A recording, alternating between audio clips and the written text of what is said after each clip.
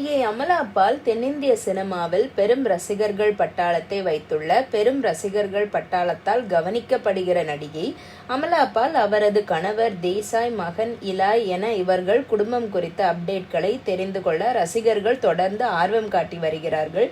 இப்படி இருக்கையில் நடிகை அமலா பால் மற்றும் அவரது கணவர் தேசாய் என இருவரும் தங்களது இன்ஸ்டாகிராம் பக்கத்தில் பகிர்ந்துள்ள வீடியோ ரசிகர்கள் மத்தியில் கவனத்தை ஈர்த்துள்ளது.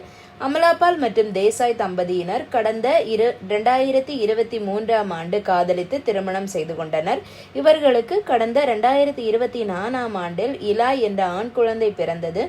இவர்கள் இருவரும் திருமணம் செய்து கொண்டது குறித்து அமலா பால் சமீபத்தில் தெரிவித்த கருத்து பலருக்கும் கொஞ்சம் சர்ப்ரைஸாக இருந்தது. அதாவது, முதலில் நானும் தேசாயும் திருமணம் செய்யும் எண்ணத்திலேயே பழகவில்லை, சும்மா டேட் செய்து பார்க்கலாம் என்று நாங்கள் டேட் செய்து பார்த்தோம். அப்புறம் பார்த்தால் நாங்கள் கர்ப்பமாகிவிட்டோம். கர்ப்பமாகி விட்டதால் திருமணம் செய்து கொள்வதை தவிர வேறு வழி இல்லை தானே என்று தெரிவித்தார். அமலா பாலின் இந்த திருமண கதை பலருக்கு சர்ப்ரைஸ் கொடுத்தது.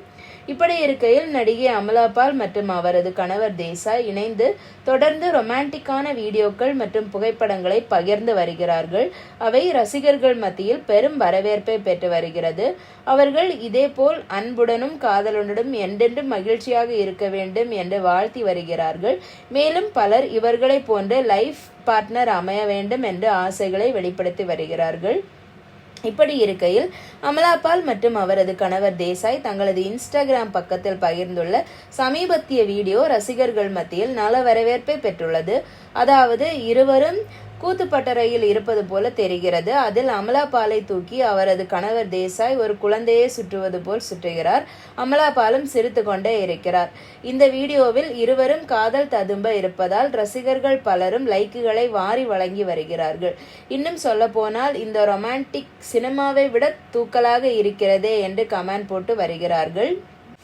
இதை பற்றி உங்கள் கருத்து என்ன அப்படிங்கிறத கமெண்ட் செக்ஷனில் சொல்லுங்கள். நன்றி.